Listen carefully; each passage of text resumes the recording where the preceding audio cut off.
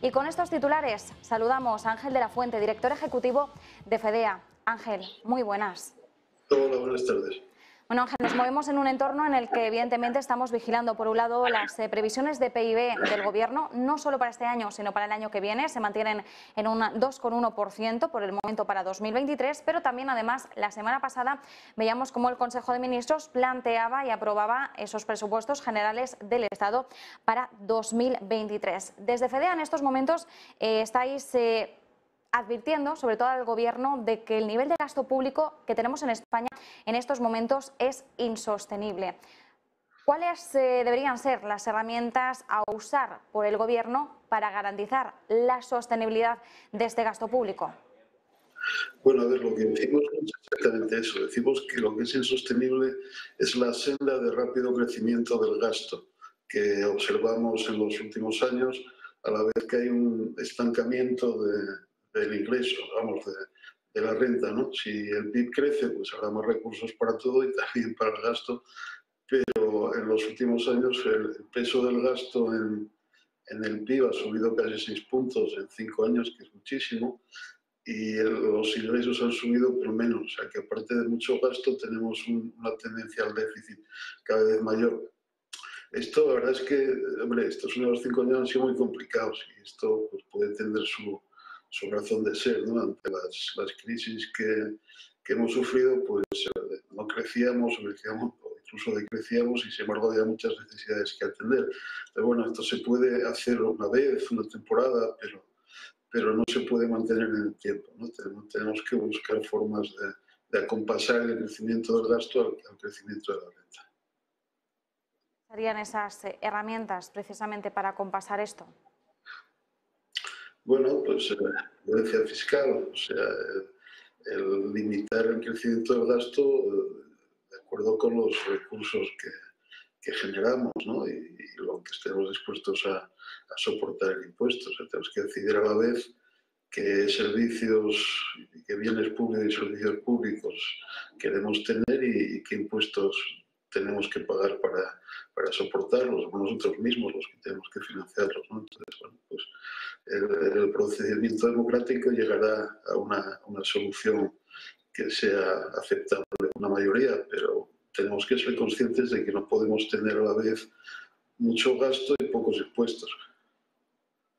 Respecto a las cuentas para 2023, en esos presupuestos generales del Estado, veíamos cómo el Gobierno hacía especial hincapié a las pensiones, además a su revalorización con el IPC. Se pone en clave el IPC interanual de noviembre, es decir, de noviembre de 2021 a 2022, que ahora mismo se situaría, según las previsiones, en torno al 8%, y también la financiación autonómica. Sin embargo, de los análisis que hacíamos aquí, al menos en Negocios Televisión, gran parte de las críticas se pesaban sobre unos presupuestos generales del Estado que habían sido demasiado electoralistas y que realmente no habían atendido al problema de trasfondo. Ahora mismo tenemos un sistema de pensiones que no es sostenible, pero sigue sin atajarse la base del problema. Está bien revalorizar las pensiones con el IPC, ligarlas a la inflación, es lógico, y además también tenemos que atender a los hogares que puedan ser, o a la parte de la población que pueda ser más vulnerable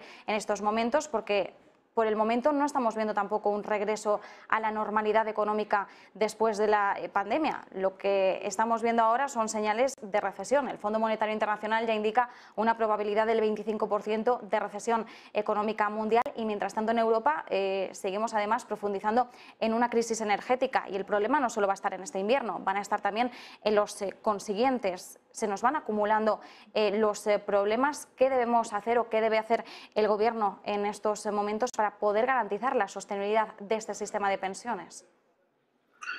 Bueno, el problema de las pensiones es complejo y tiene una parte demográfica muy clara.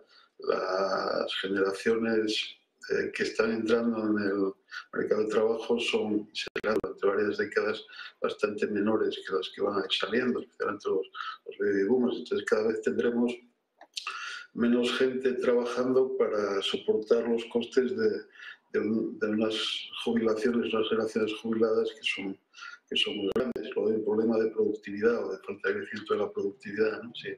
Si fuéramos pocos, pero fuéramos cada vez mucho más productivos, pues entonces la mayor productividad compensaría el descenso en números. Pero de momento no está sucediendo eso, ¿no?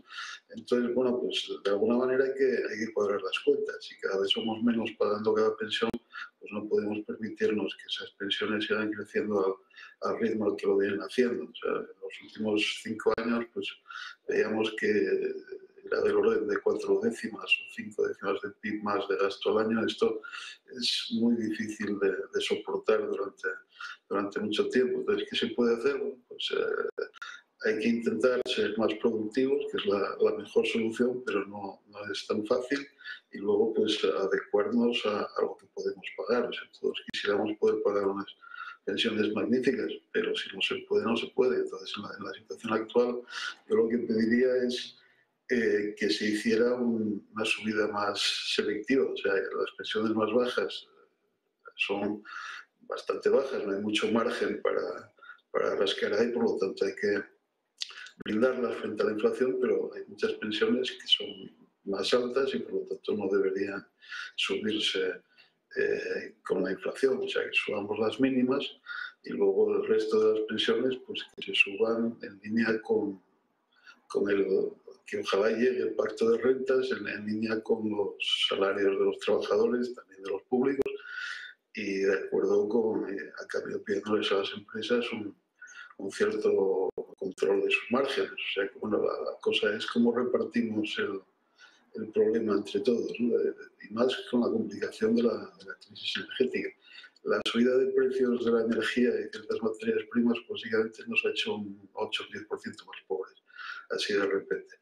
Y tenemos que aceptar que somos un 8 o 10% más pobres y repartir esa pérdida de riqueza de una forma lo más razonable posible. También entre los pensionistas, porque son muchos millones y no los podemos dejar fuera de todos, ¿no? O sea que esa es la cuestión que tendríamos que abordar ahora. Pues nos quedamos con esa cuestión en foco. Ángel de la Fuente, director ejecutivo de FEDEA, muchísimas gracias. A vosotros. Y nosotros insistimos, una de las claves que